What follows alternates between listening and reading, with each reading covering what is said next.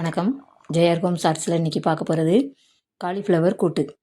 இது ரொம்ப டேஸ்ட்டாக இருக்கும். மட்டன் சுவையில் செய்யலாம். ஃபஸ்ட்டு நல்லா வெந்நீரில் காலிஃப்ளவர் போட்டு எடுத்துருங்க.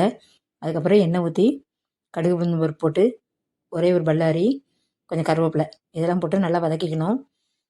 நல்லா வதங்கினதுக்கப்புறம் ஒரு ஸ்பூன் இஞ்சி பூண்டு விழுது அதையும் நல்லா பச்சை வாசனை போகிற வரைக்கும் வதக்கிக்கணும். அதுக்கப்புறம் 1 ஸ்பூன் குழம்பு மிளகாய்த்தூள். நான் காரத்துக்கு தக்க வச்சுருக்கிறேன். நீங்கள் அதுக்கு தக்க கூட்டியோ குறைச்சியோ வச்சுக்கலாம். அதையும் நல்லா பச்சை வாசனை போகிற மாதிரி வதக்கிக்கணும்.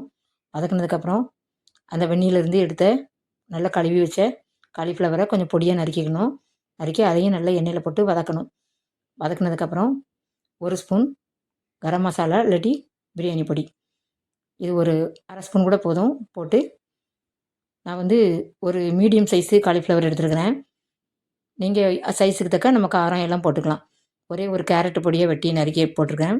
அதுக்கப்புறம் தேங்காய் பால், தேங்காவை நல்லா அரைச்சிட்டு நல்லா பால் எடுத்துக்கணும். பால் எடுத்து ஊற்றிடுங்க. பிறகு 2வது பாலும் எடுத்து கொஞ்சம் நிறையா முங்குற அளவுக்கு வேக வைக்கணும். தேவையான அளவு உப்பு இதையும் போட்டு நல்லா வற்ற வச்சு இறக்கிட்டேன்னா சூப்பராக அங்கே பாருங்கள். நல்ல கிரேவியாகவும் இறக்கிக்கலாம். நல்லா சாப்பாட்டில் சாதத்தில் பிசைஞ்சு சாப்பிட்டா சூப்பராக இருக்கும். மட்டன் சுவையில் காலிஃப்ளவர் கூட்டு ரெடி ஆயிடுச்சு. இந்த வீடியோ பிடிச்சிருக்குன்னு நினைக்கிறேன். கண்டிப்பாக உங்கள் வீட்லேயும் செஞ்சு பாருங்கள். இந்த வீடியோ பிடிச்சிருந்தா சப்ஸ்கிரைப் பண்ணுங்கள், கமெண்ட் பண்ணுங்கள், லைக் பண்ணுங்கள், ஷேர் பண்ணுங்கள். நன்றி, வணக்கம்.